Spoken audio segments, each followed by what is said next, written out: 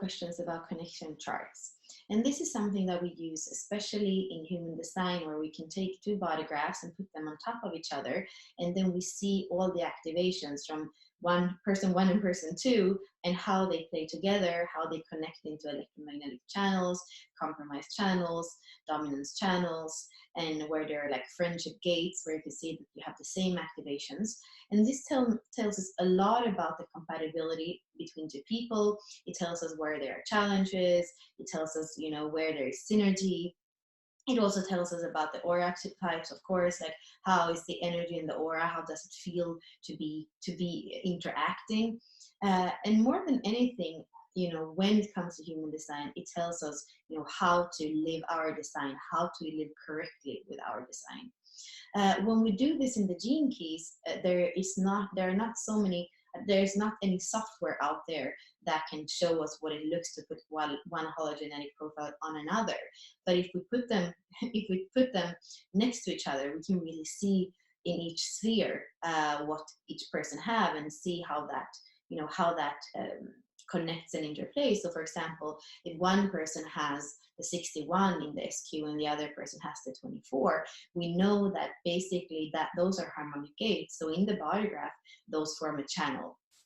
So if you have that in the SQ with somebody else, you know that that's the, you know, that's the love point. That's how you can connect, and that's going to be a very, very strong place of connection. You might have it, you know, in your vocation, where there's a harmonic gate that the other person has, and there becomes this electromagnetic channels.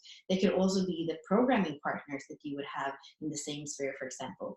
So there's so many things that you can see by using the connection charts, both in human design and in the gene keys.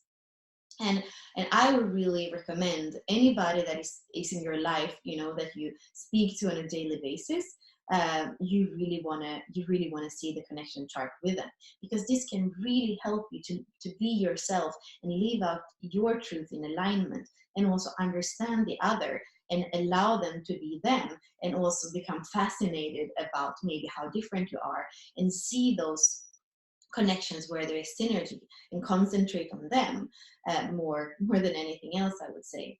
And also, if you're starting a new partnership with somebody, it's so valuable in the beginning to have that. And also, if you're pregnant, and you know, if you're going to have a child, to be able to know that child's design when it's born, it's really something very, very valuable.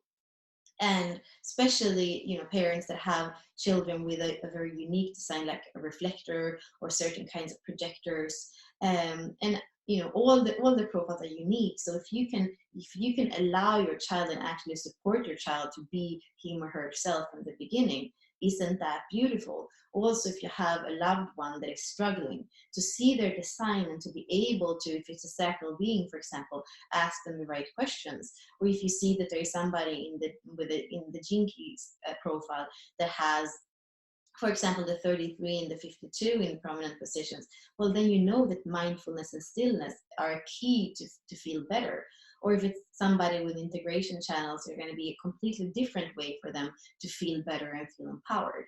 So I really, really recommend, with any person that is important in your life, look at your charts together and understand how you can understand each other better. It's really simple, it's really fun, and it really, really can change relationship completely.